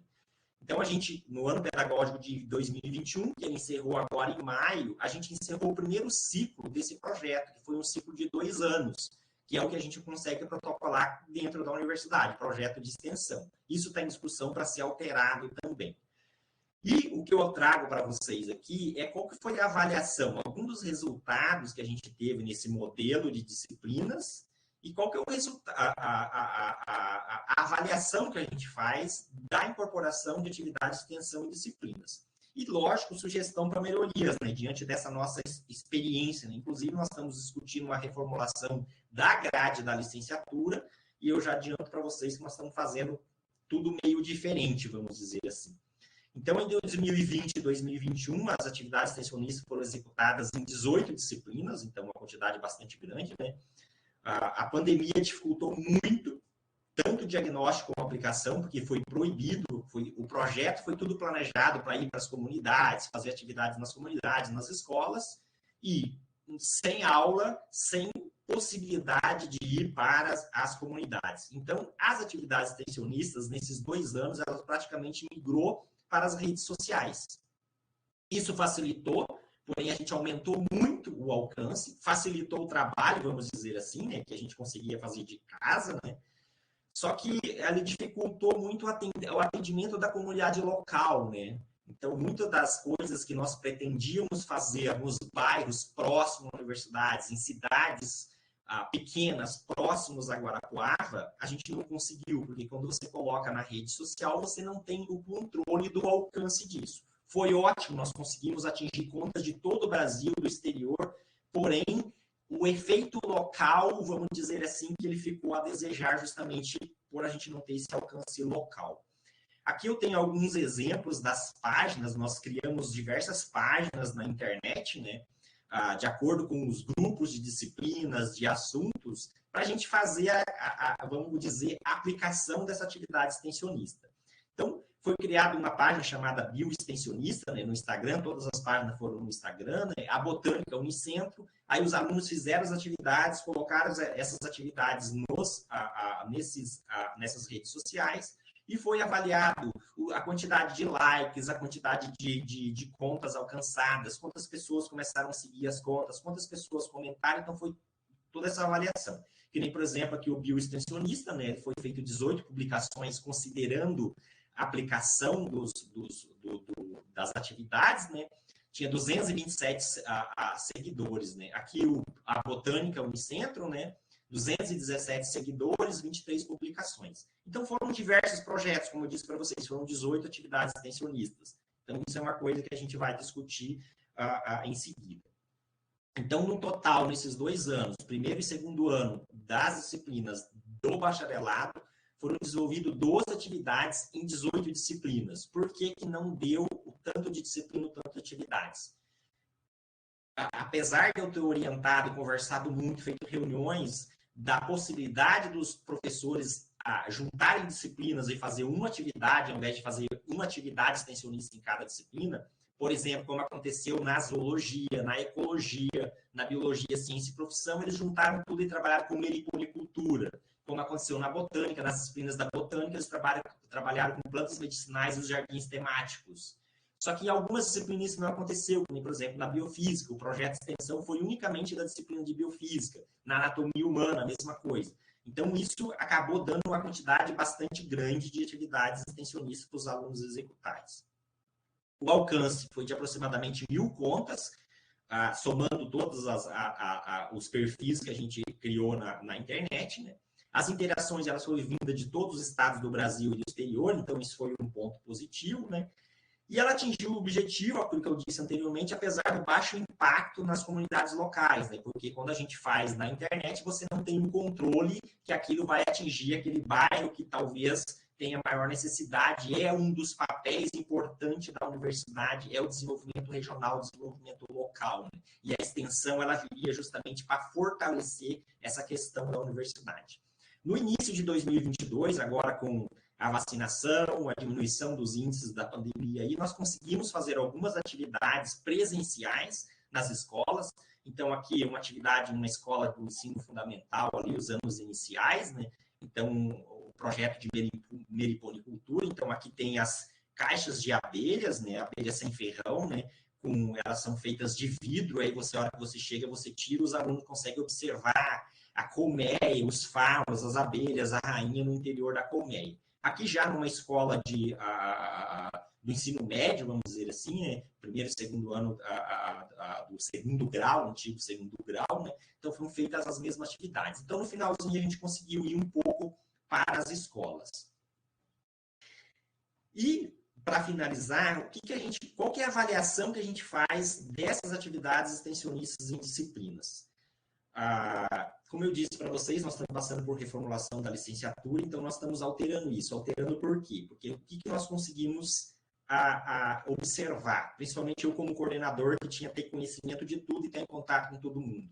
Muita dificuldade de integração entre disciplinas. Então, muitas vezes a disciplina é um professor que ele, assim, entre aspas, ele nunca fez extensão. É um professor que tem um laboratório, faz pesquisas, aquelas coisas, nunca teve envolvido com a extensão. Aí chegou, de repente, ele tem que fazer extensão. Ele pensa que a extensão é um assunto da disciplina, mas a gente pensar que a extensão, o aluno vai unir os conhecimentos que ele tem na graduação, que ele está tendo em todas as disciplinas da graduação, para fazer um diagnóstico e propor uma atividade para resolver o problema, para auxiliar uma comunidade, a adquirir conhecimento daquela comunidade. Então, a gente teve essa dificuldade de integração entre disciplinas. Acabou que a maioria das disciplinas fez os seus projetos individuais, os subprojetos, vamos dizer assim, né? E isso não seria o ideal. A carga horária destinada às atividades extensionistas nas disciplinas foi muito baixa. A gente chegou à conclusão que para fazer qualquer atividade de extensão, você precisa pelo menos 30 horas, porque o aluno tem que ser o protagonista, ele tem que fazer o diagnóstico, ele tem que fazer a preparação, ele tem que aplicar, ele tem que avaliar. Então, se você pensar 7 horas, você não consegue fazer nenhum diagnóstico, vamos fazer assim. O que aconteceu? Que as disciplinas, a gente usou muito mais aquela carga horária que estava prevista, que seriam só 7 horas, por exemplo, algumas disciplinas, para a gente conseguir fazer atividade extensionista. Sobrecarga dos alunos. Então, a gente teve até 5 atividades de extensão simultânea. Imagina um aluno que ele tem diversas atividades, tem que estudar várias disciplinas, tem várias coisas, ele tem ainda mais 5 atividades em andamento. Então, é uma quantidade muito grande de atividades de extensão para os alunos tocarem. Né? Quais são as sugestões que a gente coloca? Estou quase acabando. Disciplina de introdução à extensão no primeiro ano ou no primeiro semestre. Então, a gente tem uma disciplina de extensão, só que ela é no segundo ano. Só que no primeiro ano a gente já tem atividade de extensão. Então, os alunos chegam lá, depois que eles fazem a disciplina, eles falam assim, professor, essa disciplina tem que ser no primeiro ano, tem que ser a primeira coisa que a gente faz em relação à extensão. Depois dela que nós temos que fazer a extensão. Aí, consequente disso, vem não incluir atividades extensionistas no primeiro ano ou semestre, disciplinas dedicadas exclusivamente a atividade extensionista, é o que nós estamos fazendo agora. Então, na licenciatura, por exemplo, nós colocamos 4 disciplinas, no segundo, terceiro e quarto ano, com carga horária elevada para os alunos desenvolverem atividade de extensão dentro dessas disciplinas. Então, vai ter uma disciplina exclusiva para unir todos os conhecimentos das outras disciplinas e desenvolver uma atividade extensionista. Disciplinas com atividade extensionista somente após a disciplina de introdução à atividade extensionista, né, o que eu disse anteriormente, né? Disciplinas técnicas com a atividade extensionista, o que eu chamo de disciplinas técnicas? Zoologia, biologia celular, sistemática. Dedicar, se tiver naquela disciplina, que seja pelo menos 30 horas para que o aluno tenha tempo e consiga fazer aquela atividade extensionista naquela disciplina. Senão ele não consegue, ele vai acabar utilizando outra hora para fazer essas atividades extensionistas.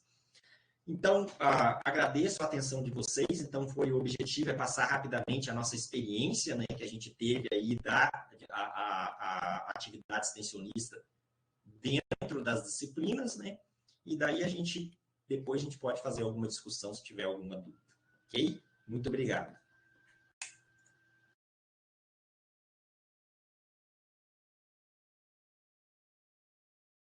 Obrigada, professor, por compartilhar esse trabalho. Mais um grande desafio que nós temos aí, que é a curricularização da extensão, né? E é um processo, acho que é isso, né? Vamos pensar em como fazer, vamos ajustando os caminhos, vamos adequando. É um desafio vamos aprendendo, né? Exatamente, vamos aprendendo, isso é que é importante, né? Gente, desculpa, eu não estou conseguindo compartilhar minha câmera, probleminhas técnicos aqui, mas a gente vai continuar se falando. Bom, o próximo trabalho a ser apresentado é o curso de formação popular e o retorno das aulas presenciais. A gente tem o professor Rafael Cavamori, está por aqui? Na verdade, sou eu, Matheus. Você é o Matheus. Então, vamos lá, Matheus, seja bem-vindo. Muito obrigado. Eu, na verdade, a gente não conseguiu mandar, né, tanto o nome da pessoa que apresentaria, quanto o slide. Aí eu não sei como que eu faço, porque eu tô com o slide aqui, se eu preciso mandar para alguém ainda assim, ou se eu posso abrir daqui mesmo. E aí, no caso, como que eu faço para abrir? Pode abrir, Matheus, tranquilo. Como que eu faço para abrir nessa plataforma? Exatamente. Você sabe a mãozinha aqui abaixo dessa tela?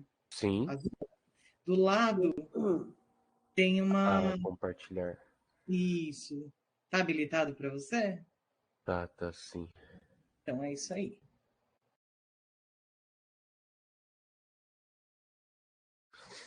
Opa. Tá dando para ver? Tá, mas não tá em tela cheia. Tá. Certo. Então, primeiramente aí, bom dia, gente, mais uma vez. Eu sou Matheus Troilo, eu sou aluno da licenciatura e do bacharelado em Química. Sou também um dos idealizadores, assim, desse projeto, junto com a Júlia, que está aí também como uma das autoras, né, do nosso trabalho.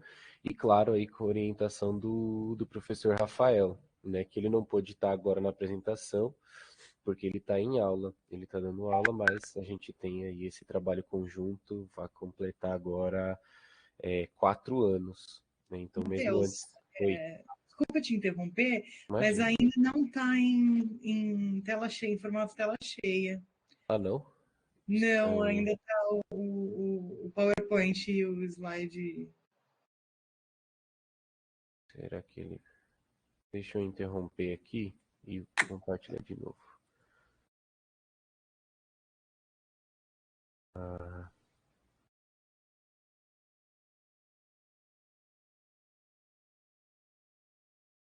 Vamos ver se agora... Agora foi? Agora foi. Ah, pronto. Era uma opção lá que estava desabilitada. Certo. Então, como eu ia dizendo, esse é o 4º ano, na verdade, da implementação do nosso projeto. Metade de um ano, em 2018, no caso. O projeto ainda não era institucional, né, digamos assim.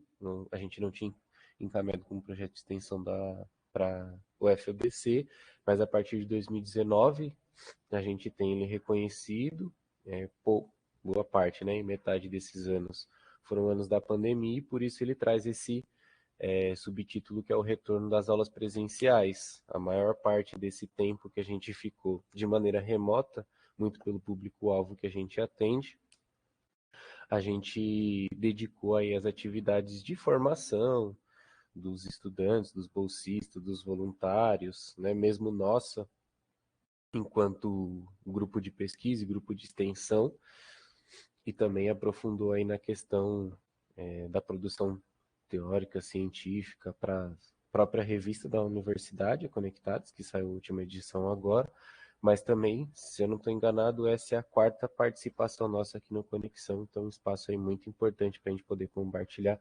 ansioso para que esse espaço também volte às suas atividades presenciais. Bom, como eu ia dizendo, né, esse é o curso de formação popular, e ele vai tratar justamente o retorno das aulas presenciais, das nossas aulas, mas também dos alunos no qual a gente trabalha. Esse ano, além de mim, da Júlia e do Rafa, que é o nosso orientador, nós temos aí 2 bolsistas, que são o Adriano Veloso e a Bianca Damasio, a Bianca e o Vinícius, e o Adriano faz parte do grupo de pesquisa do Rafael também, e ele está como voluntário e tem ajudado bastante aí no desenvolvimento das nossas atividades. Todos esses alunos também estão em aula agora, por isso que eles não puderam estar presentes aqui na nossa apresentação. Mas vamos lá. Então, a fundamentação pedagógica, né, do nosso trabalho é baseada no professor Saviani, na pedagogia histórico-crítica, e os objetivos, a gente, além de dar esse suporte aos estudantes da rede pública do ensino, da rede estadual do ensino, a gente também discutir junto a eles os objetivos da escola e trazer, né, algumas discussões locais também, tanto do seu bairro, enfim, atuações do mundo de trabalho com alunos que já estão trabalhando, para que possa ir para além, né, da metodologia e dos conteúdos da educação formal. Sim, essa daqui é uma foto de uma das edições que a gente teve em 2019, com a turma, num antigo espaço do qual a gente atuava, que é uma ONG, na verdade, no bairro em Mauá. E a gente traz alguns registros. Todos esses registros e todo o nosso curso, até hoje, ele é fundamentalmente na cidade de Mauá.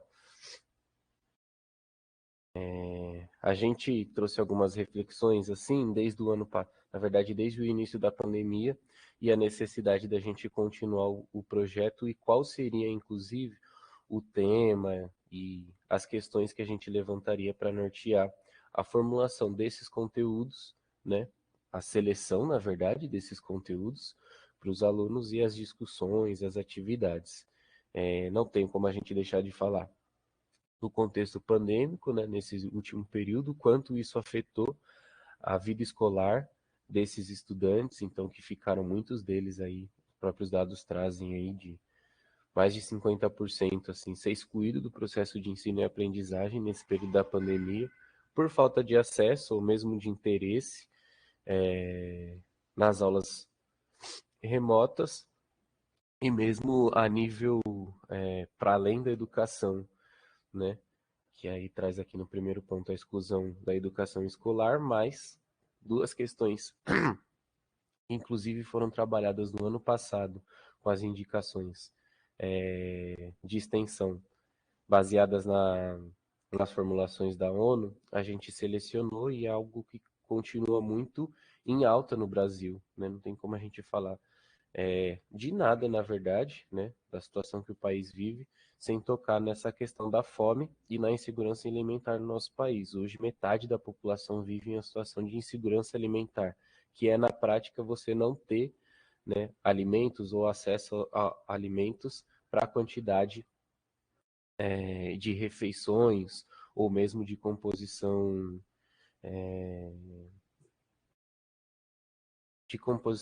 de vitaminas, enfim, de uma alimentação segura, tanto para adulto quanto crianças. Então, esse é um dos temas que a gente persistiu em trazer e discutir com os alunos, visto que também a gente vê essa realidade dentro das escolas, né, onde muitos dos alunos, eu sou professor da rede, na verdade estou um pouco afastado agora, mas enquanto na pandemia e no ensino híbrido, eu estava como professor da rede estadual, a gente via alunos que não estavam ali, né, na sua semana de ir à escola, porque tinha um revezamento, e estavam indo só para poder comer, ter acesso à merenda. Se a gente fala de metade da população está nessa situação, boa parte, a gente não tem esses dados, mas boa parte dessas famílias e dessas pessoas com certeza estão inseridas no ensino público. E aí foi, né, essa outra foto é mais uma das aulas que a gente fez com um antigo professor nosso que passou pelo projeto, aluno da UFABC, todos são na verdade, uma aula sobre lógica. Então, como eu disse, né, o nosso público-alvo, ele é de estudantes do ensino médio, da rede estadual, e esse ano a gente tem buscado ampliar o nosso escopo para familiares desses alunos ou pessoas do bairro que queiram fazer cursos de alfabetização. Então, a gente quer ampliar, para além do público-alvo, a gente quer ampliar também os temas a serem abordados, no caso aí, né, esse processo de alfabetização, que está sendo um desafio muito grande para a gente, né, enquanto projeto, estrutura e tudo mais, mas que também é muito importante do ponto de vista até dos próprios alunos, assim, muitos deles têm os pais analfabetos ou que não completaram a sua formação e que gostariam de fazer, a gente identificou isso, né, no nosso formulário de inscrição do curso, e pelo espaço e pelo trabalho, a parceria que a gente vem fazendo, a gente decidiu, então, iniciar também o projeto através da alfabetização. A ideia é que as aulas sejam, então, presenciais, né, esse ano. As fases da atuação são a divulgação nas escolas e a seleção de alunos. Essa seleção a gente nunca fez, né, a gente nunca precisou selecionar alunos, nunca foi algo maior que a nossa capacidade de atendimento. A gente coloca como seleção, porque caso seja necessário, a gente tem alguns critérios também para poder fazer essa seleção, e a gente iniciou essa divulgação nas escolas.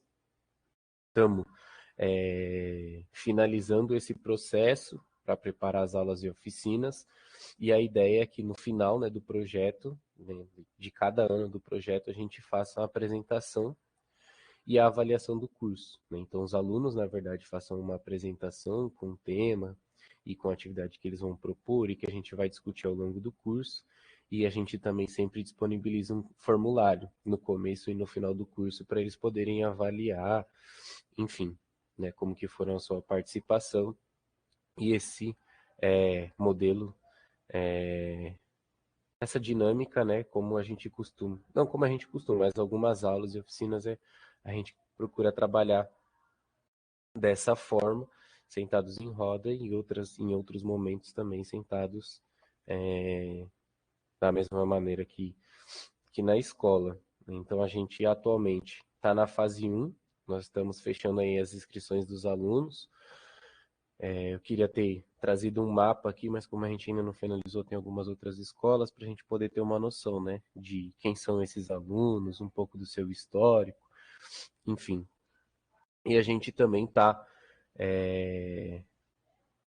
com uma certa, não uma dificuldade, mas um impasse, que é a questão do espaço a ser utilizado. A gente tinha essa ONG, que todas as fotos são lá, de antes da pandemia, período, agora, né, nesse período pós-pandemia, a pessoa com quem a gente tinha o contato, e mesmo a ONG, reduziu a circulação de pessoas lá, pelo menos nesse primeiro ano, assim, nesse primeiro período, até que as coisas possam estar próximas de se restabelecer, então diminuiu bastante a quantidade de pessoas lá, o que tem viabilizado a nossa presença, além de ser um lugar muito distante para outros alunos. Eu moro aqui em Mauá, né, mas outros professores não, então no bairro a gente tinha uma dificuldade de locomoção para poder chegar lá.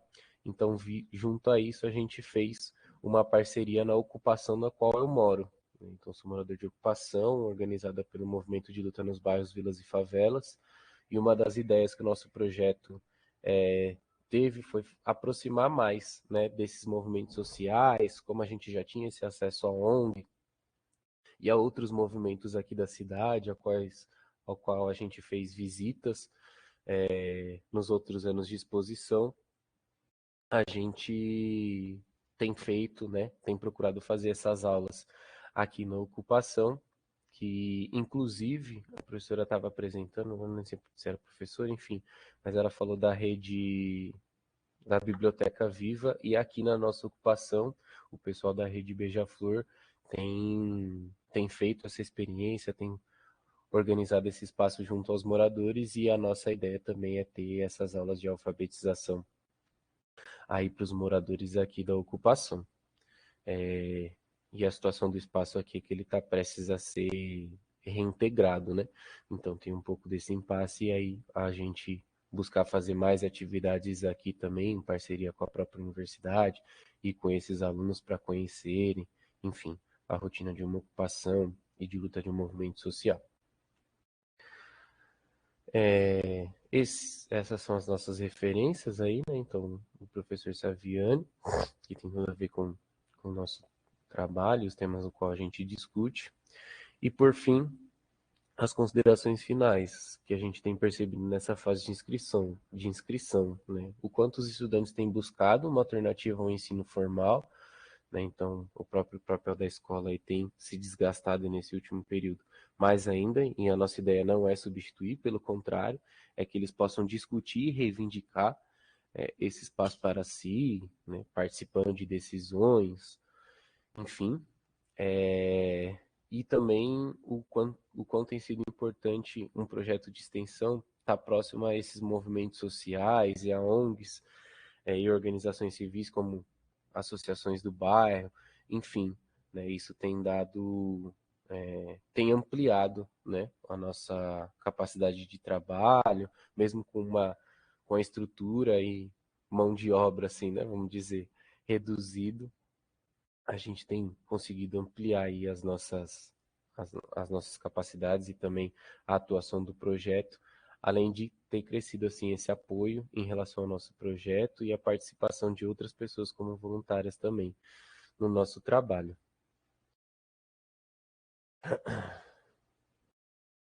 Eu acho que é isso, gente. Muito obrigado aí mais uma vez. Ah, esqueci. Esse aqui, o contato que a gente deixou é o do professor, né? Do Rafael. E através dele pode chegar em contato comigo, com a Júlia ou com os outros alunos também.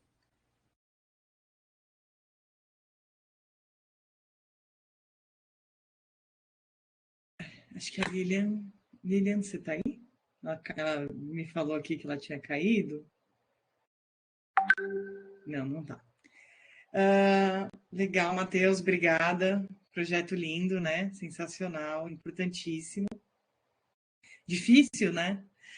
Super difícil, mas importantíssimo. Pessoal, eu vou verificar só mais uma vez se tem alguém aí do Conectando Ciência. Agora começou a reforma aqui em casa. Do Conectando Ciência, Ciência e Cinema, para apresentar. Seria a nossa última apresentação de hoje. Alguém está presente na sala?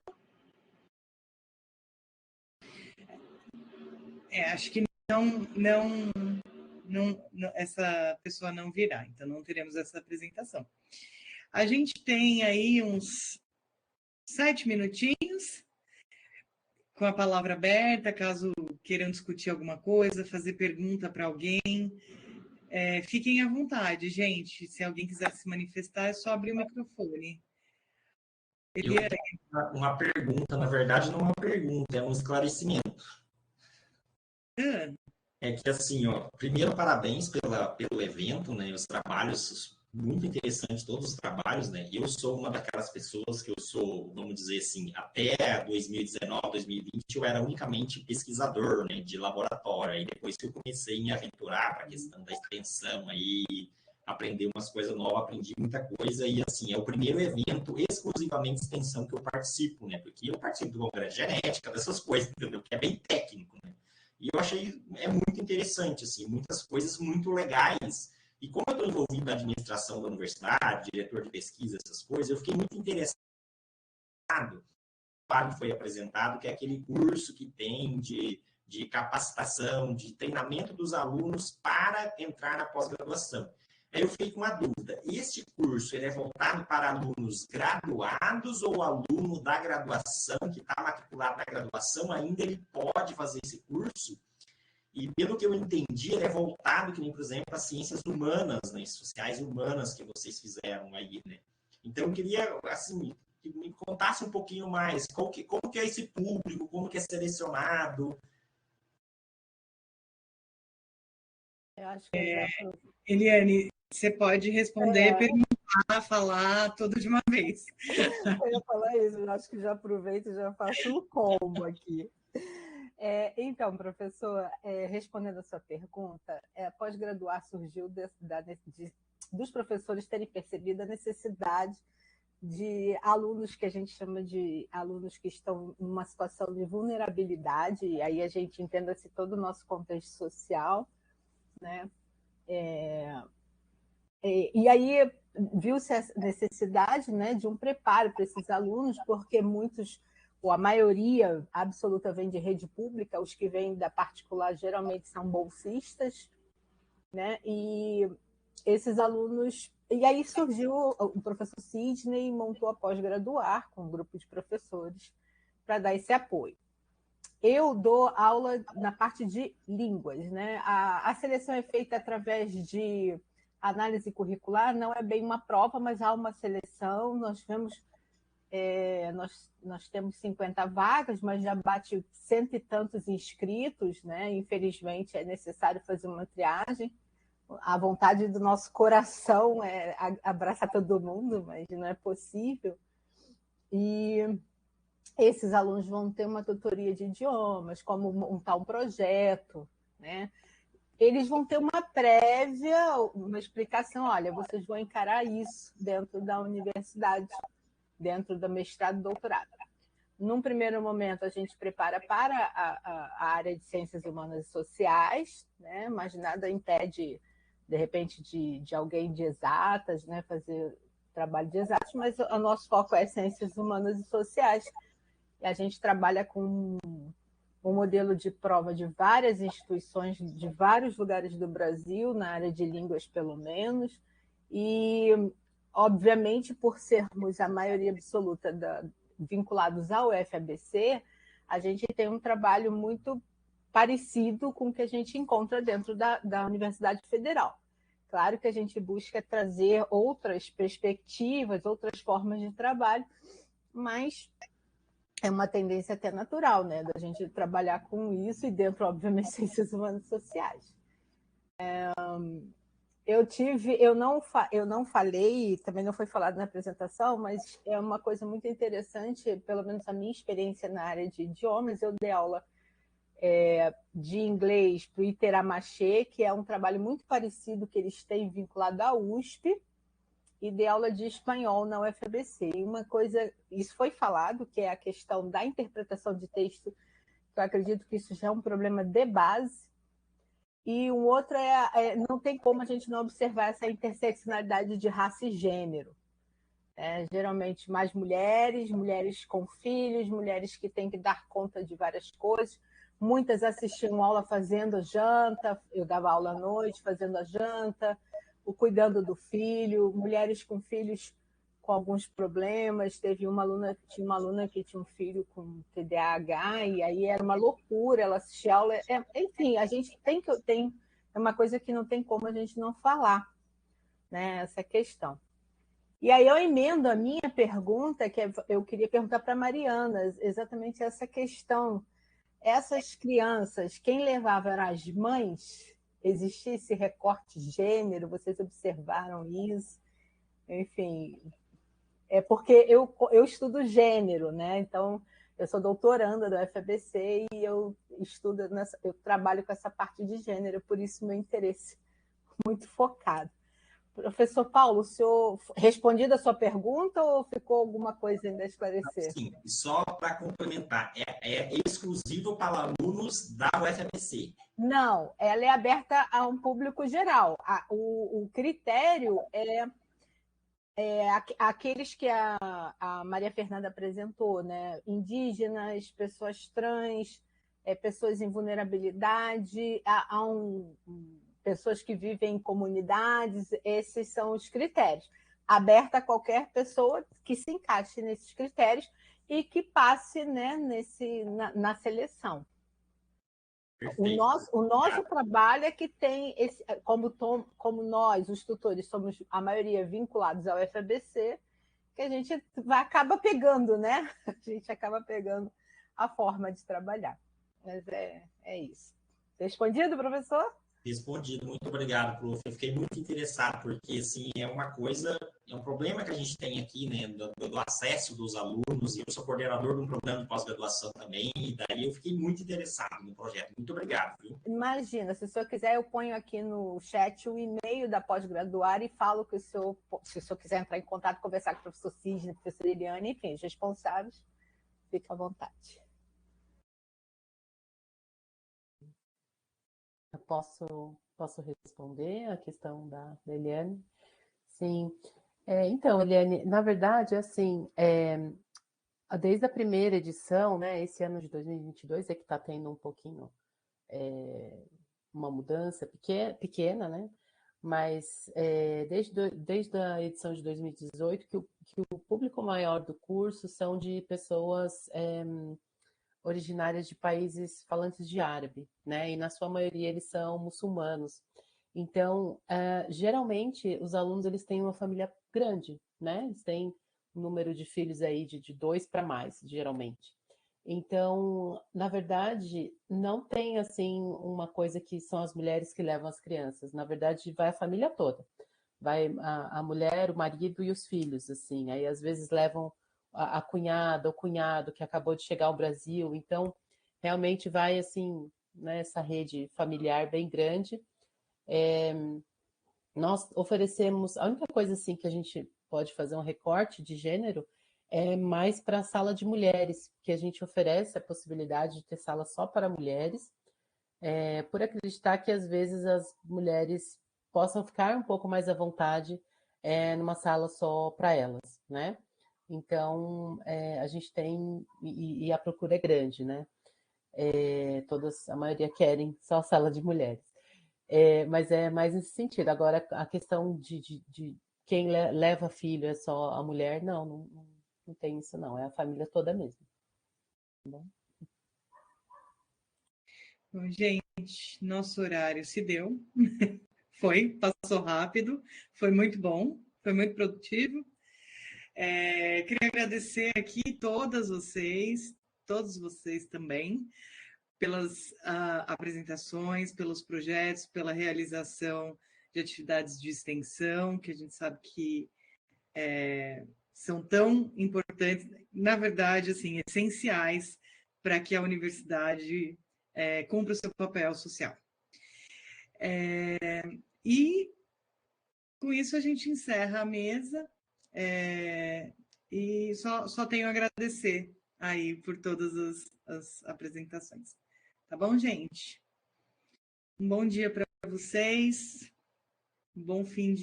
uma boa tarde, teremos mais atividades do Conexão, a programação está no site, é só colocar Conexão FBC no Google que aparece lá, então, vai ser bem legal.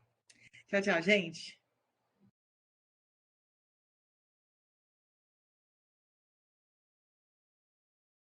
Tchau, tchau, pessoal. Muito obrigado.